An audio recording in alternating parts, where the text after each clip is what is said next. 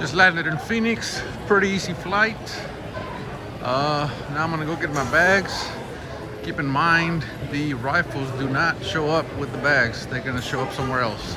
I'll show you.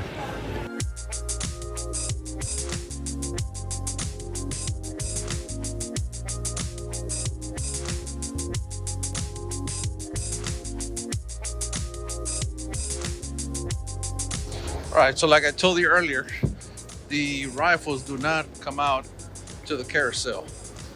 So we have to go find the Southwest luggage office, and that's typically where they send them. This is Phoenix, so if I remember correctly, it's gonna be way back there.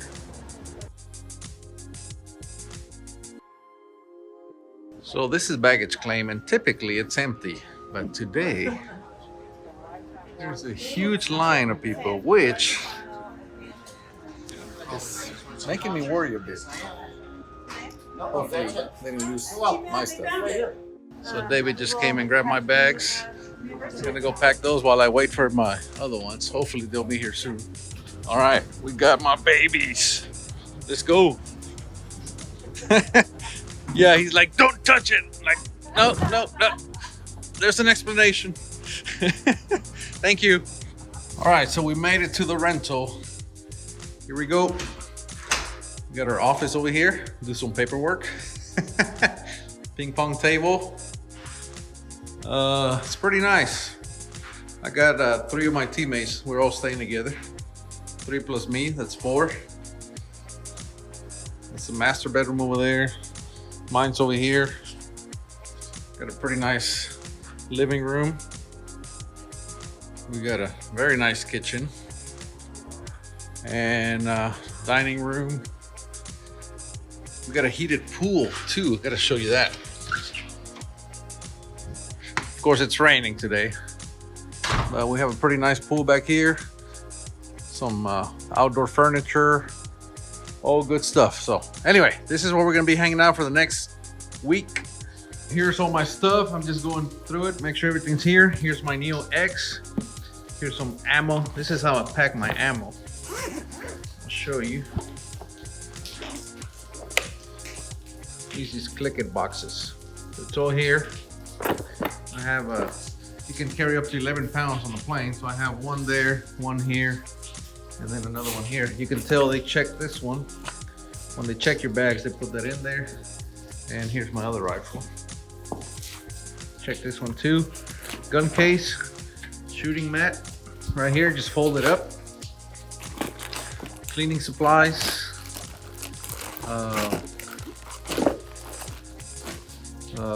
War guide, cleaning rod. It's all here. And of course my rifle is in here.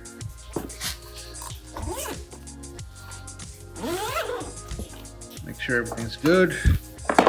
Everything looks good so far. I'm gonna take it out and just make sure everything's in good shape. And that's it, we're good to go. I'm gonna put everything together. This is my backpack. This is where I keep my sandbag.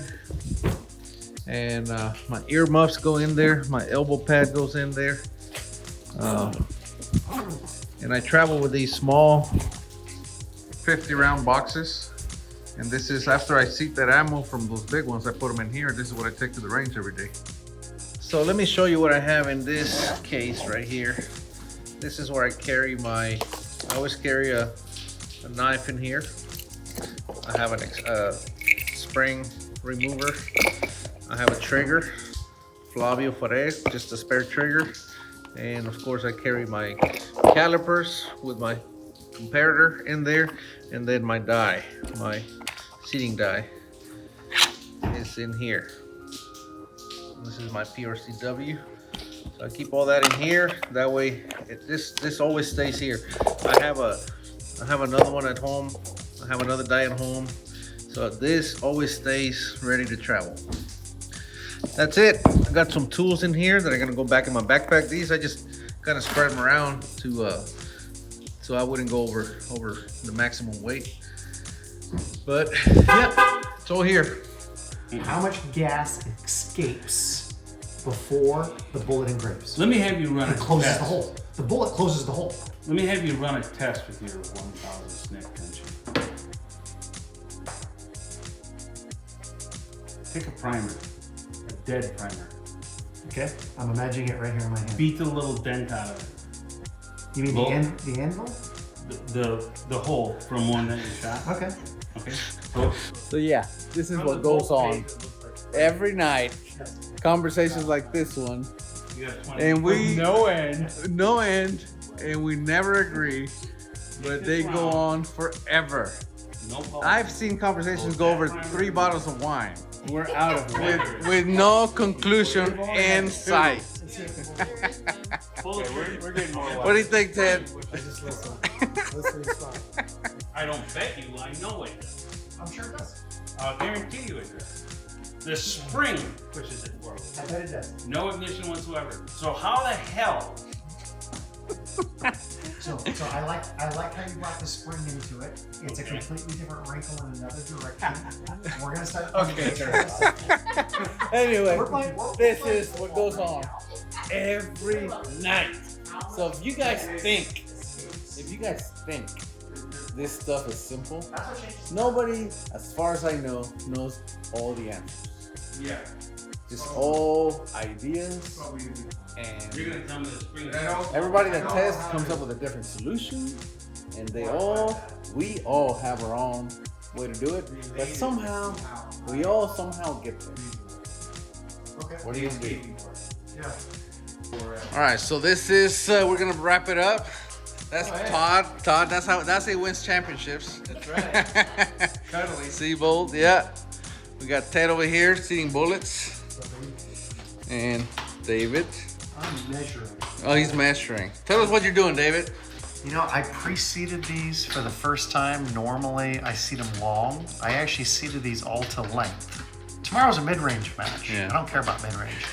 But I'm still going to measure all 100 of these Just to make sure. because I've got OCD from flying on a plane. And so far, they're all looking pretty good. Good. Ted, what are you doing? You're seating. Yeah, I'm seating. So I seed them long and then seed them for the night before the match. Yeah, that's what I gotta do too. Mine all need to be reseated. Obviously, it matters how much neck tension you have. If you're running real light neck tension, you do not want to pre-seat. But you know, I assume you're running. How much neck tension you running, David? I run 1/1000th difference between my mandrel and the bullet diameter. Yeah, but what about your bushing?